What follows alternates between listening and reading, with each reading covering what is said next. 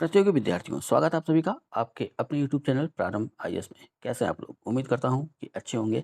आज की video class की बात करें तो आज की वीडियो क्लास 30 अगस्त यानी आज संपन्न हुई उत्तर प्रदेश पुलिस परीक्षा की प्रथम पाली से यानी शिफ्ट 1 से। जिन जिन लोगों ने ये प्रथम पाली में परीक्षा दी है आज की तिथि में, वो अपने जीएस के प्रश्नों के उत्तर को मिला सकते हैं और जिन्हें कल पेपर देना है वो भी ध्यान से इन 38 क्वेश्चन की व्याख्या सुन लें। ठीक है, चलिए देर नहीं करते हैं और शुरुआत करते हैं इस वीडियो क्लास की। तो जो मेरे पास पीडीएफ मौजूद है उसमें जो जीएस के प्रश्नों की शुरुआत हो रही है वो है 113 नंबर क्वेश्चन से। यानी कि जीएस का 113 नंबर क्वेश्चन, यानी अपने हिसाब से हम देखें तो पहला क्वेश्चन क्या कहता है, भारतीय संविधान का कौन सा अनुच्छेद राष्ट्रपति के क्षमादान देने की शक्ति से संबंधित है। अब इसके सही उत्तर की व्याख्या करें तो इसका सही उत्तर है डी, यानी अनुच्छेद 72। ठीक है, साथ ही साथ 3 अनुच्छेद इन्होंने और दे रखे हैं। तो अनुच्छेद 73, तो अनुच्छेद 73 क्या कहता है, तो अनुच्छेद 73 संघ की कार्यपालिका शक्ति का विस्तार। अनुच्छेद 74 की बात करें तो अनुच्छेद 74 है राष्ट्रपति को सहायता और सलाह देने के लिए मंत्रिपरिषद, और अनुच्छेद 75 कहता है कि मंत्रियों के बारे में अन्य उपबंध।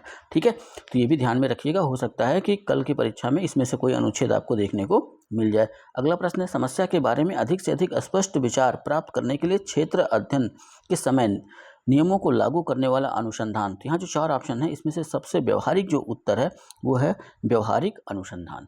ठीक है, इस पे ध्यान बना के रखिएगा। अब समस्या ये है कि ये इस तरह के प्रश्न अक्सर जब शोध के लिए कोई परीक्षा देता है, यानी पीएचडी के एंट्रेंस में इस तरह के प्रश्न पूछे जाते हैं, और आपसे क्यों पूछा गया ये तो उत्तर प्रदेश पुलिस भर्ती बोर्ड ही बता सकता है। अगला प्रश्न है, केंद्रीय कृषि विश्वविद्यालय कहाँ स्थित है। तो इस प्रश्न को ध्यान से पढ़ना होगा। यहाँ केंद्रीय कृषि विश्वविद्यालय नाम है। ठीक है, तो यहाँ उत्तर प्रदेश में नहीं जाना है। उत्तर प्रदेश में एक ही केंद्रीय कृषि विश्वविद्यालय है, वो है रानी लक्ष्मीबाई केंद्रीय कृषि विश्वविद्यालय झांसी। तो यहाँ जो ये प्रश्न है, इस प्रश्न के हिसाब से जो सही आंसर है वो होगा आपका मणिपुर। ठीक है, अगला प्रश्न है, आर्कटिक परिषद जलवायु परिवर्तन और आर्कटिक शासन को संबोधित करने में कैसे मदद करती है। यहाँ सीधा सीधा कह सकते हैं कि आर्कटिक परिषद का कार्य पूछा गया है। तो चारों ऑप्शन में अगर हम विचार करें तो सबसे जो सही आंसर यहाँ पे हमें निकल के आ रहा है, ठीक है, वो है ए, एक ऐसे शासी निकाय के रूप में विनिमय करके जो सभी आर्कटिक देशों के लिए कानूनों और विनियमों को निर्देशित करता है। ठीक है, अगले प्रश्न की बात करें तो अगला प्रश्न है, भारत के प्रथम राष्ट्रपति। मुझे नहीं लगता कि इस प्रश्न का उत्तर खोजने में आपको दिक्कत हुई होगी। इसका ऑप्शन है डी, यानी डॉक्टर राजेंद्र प्रसाद। अगला प्रश्न है, सहकारी समितियों का प्राथमिक उद्देश्य। तो चारों ऑप्शन पर अगर अब हम ध्यान ले जाएं तो सहकारी समितियों का जो प्राथमिक उद्देश्य होता है कि जो उसके सदस्य हैं, ठीक है, उनको लाभ पहुंचाना। तो ऐसा तो यहाँ लिखा नहीं है, इसलिए इसका बी ऑप्शन जो हम देख रहे हैं, सदस्यों की सेवा करना, ये इसका सबसे सही आंसर होगा। अगला प्रश्न था, साइबर सुरक्षा के लिए निम्नलिखित में से कौन सी संस्था जिम्मेदार है। ठीक है, तो साइबर अपराध के लिए भारत में जो संस्था है, ये कह सकते हैं जो नोडल एजेंसी बनाई गई है वो है CERT.in। ठीक है, ये भारत में साइबर सुरक्षा के लिए नोडल एजेंसी बनाई गई है और ये इलेक्ट्रॉनिक और सूचना प्रौद्योगिकी मंत्रालय के अधीन काम करती है। इसकी स्थापना 2004 में की गई थी। हिंदी में कहें तो भारतीय कंप्यूटर आपातकालीन प्रतिक्रिया टीम, अंग्रेजी में कहें तो computer emergency response team India. ठीक है, ये इसका फुल फॉर्म रहा। अगले प्रश्न की बात करें तो अगला प्रश्न था, सोफिया किस देश की राजधानी है। तो इसका सही आंसर है ए, बुल्गारिया। ठीक है, तो बुल्गारिया की राजधानी का नाम है सोफिया। अगला प्रश्न है, हाँ मैंने पीछे भी आपको बता रखा था जब मैंने 23, 24 और 25 के प्रश्नों के आंसर दिए थे कि एक कॉमन क्वेश्चन राजधानी और मुद्रा से बन रहा है, आप किसी भी किताब से उसको पढ़ के जरूर जाएं। ठीक है, अगला प्रश्न है, किसने सुझाव दिया था कि हर किसी का एक विशिष्ट रक्त समूह होता है। तो रक्त समूह की खोज की थी लैंड स्टेनर ने, ये चीज़ ध्यान में रखिएगा। ठीक है, और इसी खोज की वजह से इन्हें 1930 में नोबेल पुरस्कार से सम्मानित किया गया था।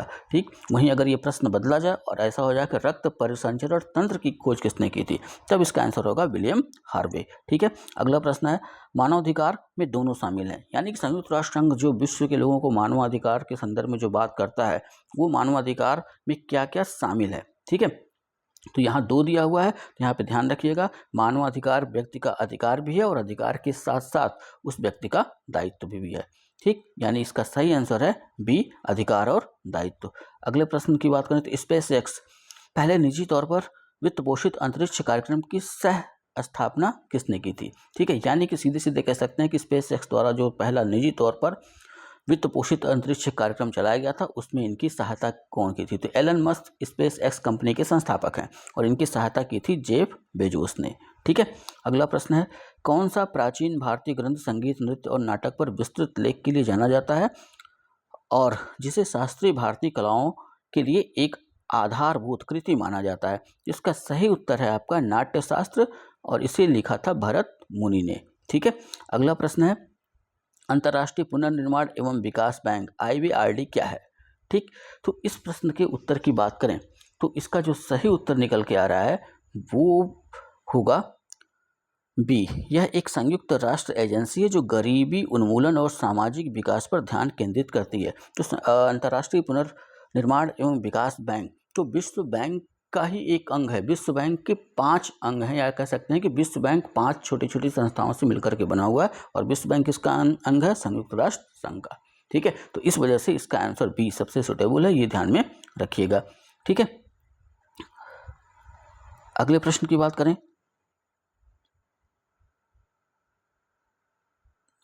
ठीक है, आंसर बी।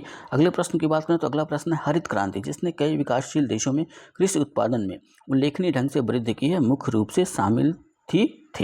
तो आप ये ध्यान रखिए कि जो हरित क्रांति आई तो 3 प्रमुख चीज़ें उसमें थी। पहले तो सिंचाई की सुविधा, क्योंकि इसके तहत जो उन्नत किस्म के बीज पहले प्रयोग किए गए, तो उन्नत किस्म के जो बीज प्रयोग किए गए उसमें जो है सिंचाई ज़्यादा लगती थी, और साथ ही साथ कीटनाशक और खाद का उपयोग ज़्यादा होता था। ये 4 इसके प्रमुख विशेषताएं थी इसकी, और उसमें अगर देखा जाए तो जैविक खेती हो नहीं सकता, उन्नत सिंचाई तकनीक ये है। ठीक है, लेकिन सी ऑप्शन अगर हम ले जाएं तो वहाँ उच्च उपज किस्म के बीज और रासायनिक उर्वरक। तो इस प्रश्न के हिसाब से सी सबसे सही आंसर होगा, यानी कह सकते हैं सी सबसे सुटेबल आंसर होगा।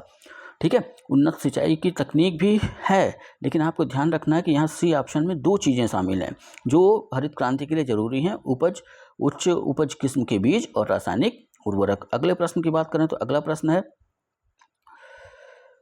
PMJDY प्रधानमंत्री जन धन योजना कब लॉन्च हुई? ठीक है, तो इसके सही उत्तर की बात करें तो इसका सही उत्तर होगा 28 अगस्त 2014 को।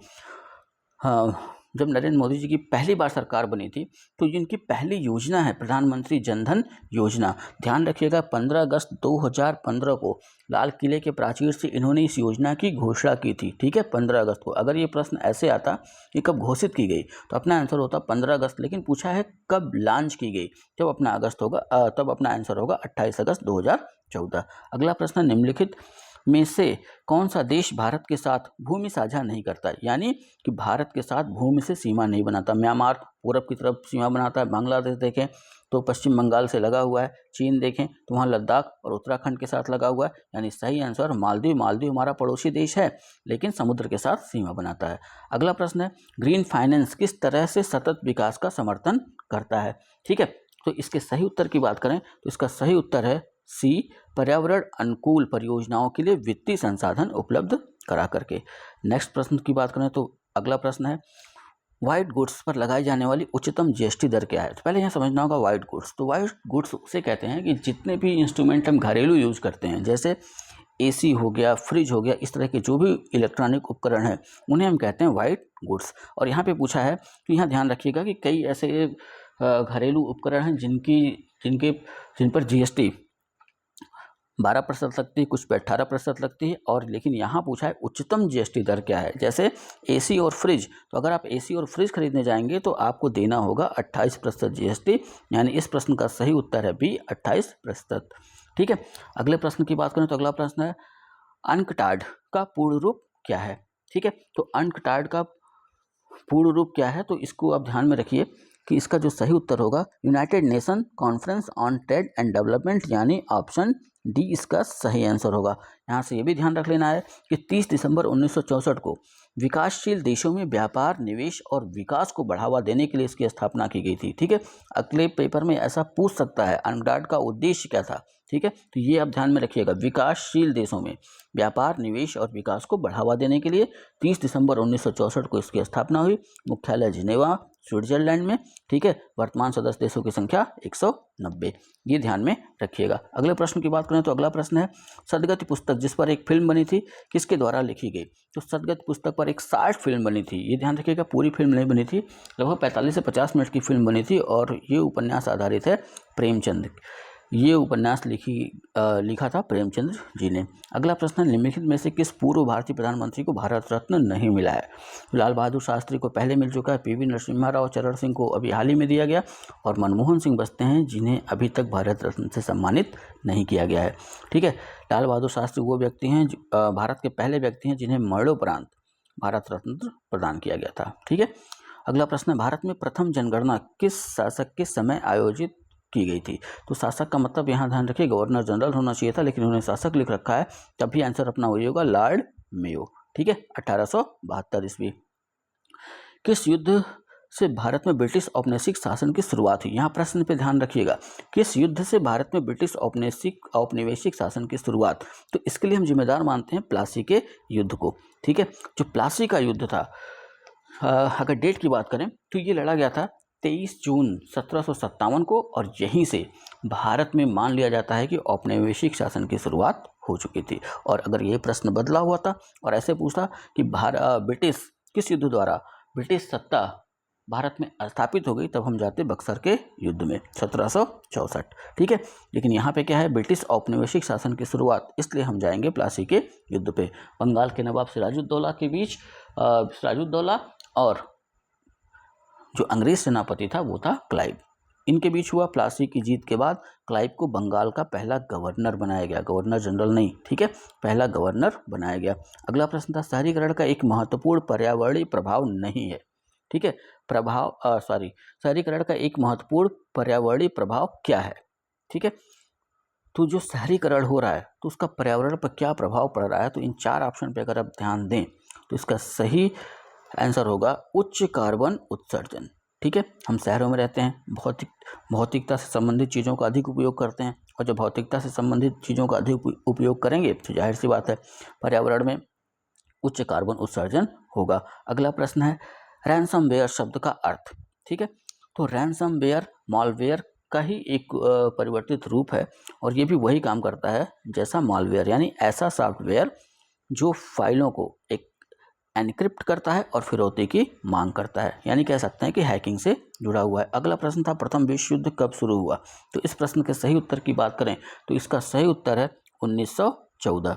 ठीक है, तो 28 जुलाई 1914 को प्रथम विश्व युद्ध की शुरुआत हुई और 11 नवंबर 1918 को, यहाँ पे ध्यान रखिएगा, 1918 को विश्व युद्ध की समाप्ति होती है। ठीक है, इसका सही, तो इस प्रश्न का सही आंसर है 1914। अगला प्रश्न है, भारत का सबसे बड़ा वन, सिर्फ वन पूछा हुआ है। ठीक है, इसका सही आंसर है डी, सुंदरबन।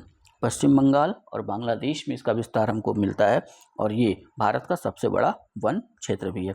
अगले प्रश्न की बात करें तो अगला प्रश्न था, लट्ठमार होली उत्तर प्रदेश के नीचे उल्लिखित किस शहर में मनाया जाने वाला एक अनोखा उत्सव है? तो यहाँ पे ध्यान रखिएगा, बरसाना। ठीक है, और यहाँ जिला भी दिया हुआ है मथुरा, वृंदावन भी दिया हुआ है, बरसाना भी दिया हुआ है। तो मथुरा जिले के अंतर्गत बरसाना है जहाँ लट्ठमार होली प्रचलित है। उत्तर प्रदेश का पहला ट्रैफिक पार्क किस जिले में खोला गया है? तो इसका सही आंसर है प्रयागराज। प्रयागराज में ही धोबी घाट चौराहा है, वहीं पे प्रयागराज विकास प्राधिकरण द्वारा मई 2024 में इस पार्क का उद्घाटन किया गया है। इस पार्क में लोगों को ट्रैफिक से संबंधित नियमों को समझाया जाता है, कह सकते हैं कि ट्रैफिक से संबंधित नियमों के बारे में उन्हें जानकारी प्रदान की जाती है। अगला प्रश्न है, हड़प्पा सभ्यता को अन्य किस नाम से जाना जाता है? तो इस प्रश्न के उत्तर की बात करें तो यहाँ जो 4 ऑप्शन हैं उसके हिसाब से ज़्यादा दिक्कत तो हुई नहीं होगी आपको खोजने में। तो हड़प्पा सभ्यता को ही सिंधु घाटी सभ्यता कहते हैं, और अभी हाल ही में चर्चा में ये रहा कि भारत सरकार एनसीईआरटी की किताबों में हड़प्पा सभ्यता का नाम परिवर्तित करके उसको सरस्वती घाटी सभ्यता करने पर विचार कर रही है। ठीक है, अगला प्रश्न है, भारत में जीएसटी के जनक कौन कहलाते हैं? यहाँ 4 प्रधानमंत्रियों के नाम दिए गए हैं, और जीएसटी की बात की जाए तो सबसे पहले जीएसटी की चर्चा जो भारत में की गई वो अटल बिहारी वाजपेयी जी के शासन काल में। हाँ, ये अलग बात है कि उन्होंने चर्चा की थी, एक रूपरेखा रखी थी, उस रूपरेखा को आगे बढ़ाया मनमोहन सिंह ने, और पारित हुई जीएसटी जाकर के नरेंद्र मोदी जी के कार्यकाल में। अगला प्रश्न है, किस सोशल मीडिया प्लेटफॉर्म ने इंस्टाग्राम स्टोरीज और स्नैप्स के समान फ्लिट्स की अवधारणा पेश की है? तो इसका सही आंसर है ट्विटर, यानी अब आप ट्विटर पे भी कोई फोटो या वीडियो अपलोड कर सकते हैं, वो 24 घंटे तक पड़ी रहेगी। ठीक है, अगला प्रश्न है, डैश दिया हुआ है का अर्थ किसी अन्य व्यक्ति की वेबसाइट पर बलपूर्वक नियंत्रण स्थापित करना, तो इसे कहते हैं वेब हाईजैकिंग। ठीक है, अगला प्रश्न है भारत और बांग्लादेश के बीच किस नदी के कारण विवाद उत्पन्न हुआ है? तो भारत और बांग्लादेश के बीच जो मुख्य नदी है जिसके बीच विवाद चल रहा है वो है तीस्ता नदी। ठीक है, कौन सा शब्द विशिष्ट नियमों के अनुसार टिप्पणियों अवलोकनों को संख्याएं निर्दिष्ट करने की प्रक्रिया का वर्णन करता है? तो इस प्रश्न पे थोड़ा सा ध्यान देना होगा। जहाँ तक मुझे लग रहा है कि इसका सही आंसर है सी माप, लेकिन इसके लिए आंसर की क्या करना होगा, इंतजार। ठीक है, भारतीय संविधान का कौन सा अनुच्छेद वाक स्वतंत्रता अभिव्यक्ति की स्वतंत्रता से संबंधित है? इसका आंसर है अनुच्छेद 19। अनुच्छेद 19 संदर्भित है वाक या अभिव्यक्ति की स्वतंत्रता। ठीक, अगले प्रश्न की बात करें तो अगला प्रश्न है भारत के किस शहर में दुनिया के 90% छोटे हीरे संसाधित होते हैं? यानी आप कह सकते हैं प्रोसेस्ड होते हैं, बनाए जाते हैं, उनको हीरा जैसा है, जैसा खान से निकलता है वैसा तो अगर आपको दे दिया जाए तो आप पत्थर और हीरे में अंतर ही नहीं समझ पाएंगे, उसे तराशा जाता है। तो सबसे अधिक हीरे जो तराशे जाते हैं छोटे, वो तराशे जाते हैं गुजरात के सूरत शहर में, यानी इसका सही आंसर है सी। अगला प्रश्न है 2011 की जनगणना के अनुसार भारत में कुल वन आवरण है। अब ये प्रश्न इन्होंने बनाते समय कितनी जल्दीबाजी की है ये तो आप समझ ही चुके होंगे। यहाँ पे होना चाहिए था 2011 की वन गणना रिपोर्ट के अनुसार भारत में कुल वन आवरण कितना है। ठीक है, जनगणना के तहत हम व्यक्ति की गणना करते हैं, न कि वनों की गणना करते हैं। वनों की गणना करने के लिए वन गणना अलग से प्रस्तुत की जाती है, लेकिन तब भी यहाँ पे ध्यान रखिए इसका सही आंसर है 21.05%। ये आंकड़े थे वन गणना रिपोर्ट 2011 के। ठीक है, तो विद्यार्थियों ये रहे 30 अगस्त फर्स्ट शिफ्ट के प्रश्नों के उत्तर। सेकेंड शिफ्ट वाले थोड़ा सा करें इंतजार, हाँ 10-11 बजे रात तक वो भी मैं अपलोड कर दूंगा, वो भी कल सुबह उठ के अपना मिला लें। और जिनका 31 अगस्त को पेपर है वो जितने भी पेपर पीछे हो चुके हैं एक बार उनका अवलोकन करके ज़रूर जाएं। कोई भी क्वेश्चन पुराना लिंक होकर के आपके पास आ सकता है, तो इससे 1-2 प्रश्न का आपको फ़ायदा मिल जाएगा। हाँ, ये बात अलग है कि जीएस के प्रश्न पत्र का लेवल थोड़ा सा इन्होंने ऊपर रखा है। ऊपर रखने का क्या रीज़न है, यानी कि सिलेबस का थोड़ा सा हुआ है अतिक्रमण, और उसके हिसाब से ये क्वेश्चन जिस गहराई में लेकर के गए हैं उस गहराई में उम्मीद नहीं की जा सकती कि इंटर लेवल पे ऐसे पेपर बनेंगे। लेकिन ये कहा जा सकता है कि जिस तरीके से एज लिमिट में छूट दी गई तो ऐसे प्रश्न भी बनना स्वाभाविक थे। ठीक है, तो आप कोशिश ये करिए कि 20 से 25 क्वेश्चन के बीच में अगर आप जीएस सही करके आ रहे हैं, ठीक है, और रीजनिंग और हिंदी आपने ठीक से की है, तो यकीन मानिए आप दौड़ के लिए बुलाए जाएंगे। कल जैसे ही पेपर ख़त्म होगा, ठीक है, 9 बजते बजते एक एक्सपेक्टेड कट ऑफ क्या हो सकती है वो बताऊंगा, तो आप इंतज़ार करिएगा कल 9 बजे का। और जिन्होंने आज सेकंड शिफ्ट में परीक्षा दी है वो अभी करें आराम, 10-11 बजे तक मैं उस पेपर को करूंगा अपलोड। सुबह उठ करके वो अपने जीएस के प्रश्नों को मिला लेंगे। वीडियो अगर अच्छी लगी हो तो लाइक करिएगा, कमेंट करिएगा, वीडियो को शेयर करना ना भूलिएगा। चैनल को अगर अभी तक आपने सब्सक्राइब नहीं किया तो चैनल को सब्सक्राइब भी कर लें। चलिए, आप करते रहिए तैयारी, मिलते हैं नेक्स्ट वीडियो में, तब तक के लिए जय हिंद।